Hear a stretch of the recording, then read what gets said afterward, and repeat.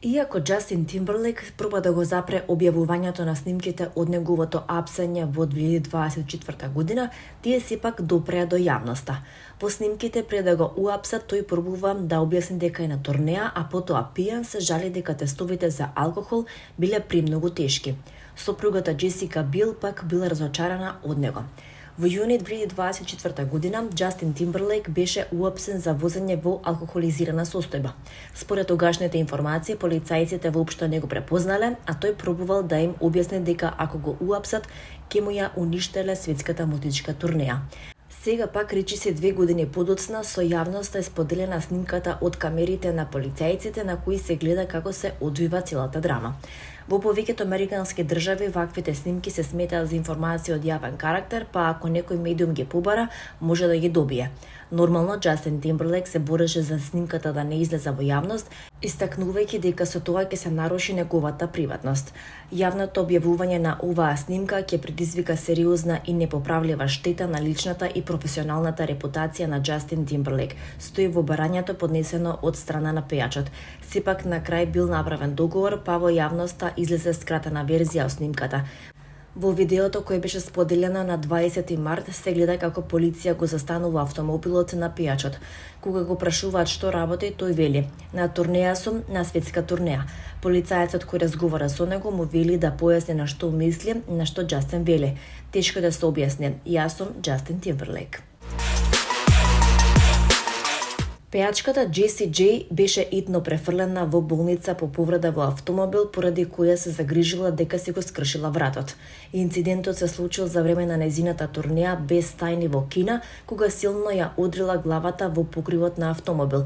Пејачката сподели видео на Инстаграм од себе како влегува во црн автомобил со коментар дека не ја пречело да се стиска одзади, проследено со видео од болницата каде и прават магнетна резонанца.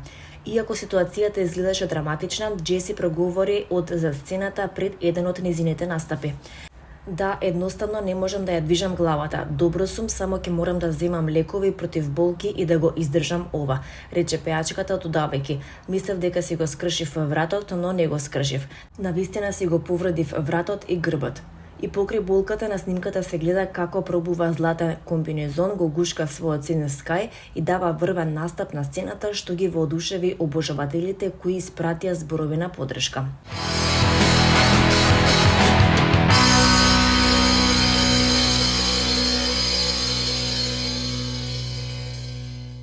Македонскиот народен театар во Скопје беше исполнет до последно место, а македонската публика концертот на Давид Емилков го опиша со зборовите спектакл, магија и емоција. Двочасовниот концерт започна со магичен вовед во песната "Слушај животот штом диктира", посветена на жртвите од пожарот во Кочани, пошто следеше минута молк во знак на почит. Потоа започна магијата, стоечки овации неколку пати во текот на концертот.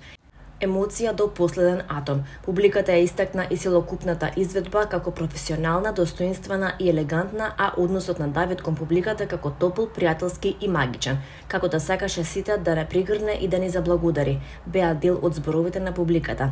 Се редеа хитовите, негови, наши, забавни, народни, светски, безвременски. Посебна атмосфера донесоа македонските народни песни и настапот на културно-уметничкото друштво Јонче Христовски, додека сцената за време на 7 ночи, 7 дана го живее духот на скопските кафеани. Финалето со "Мојата Македонија" ја крина целата сала на нозе, а публиката со овации и аплауз не дозволи концертот да заврши без бис. "Оваа вечер за секогаш ќе ја носам во срцето. Ви благодарам за љубовта и поддршката. Македонијо, ти благодарам," порача Давид.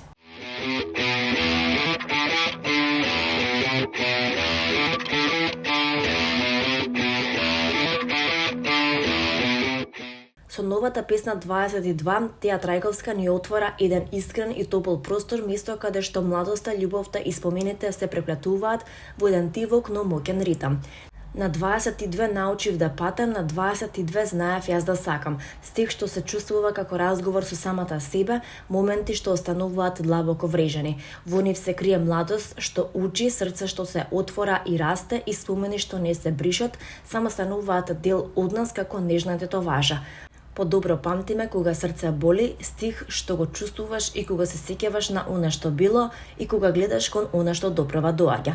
Песната е повик за враќање кон она што е суштинско, чувството кон вистината што носиме во себе.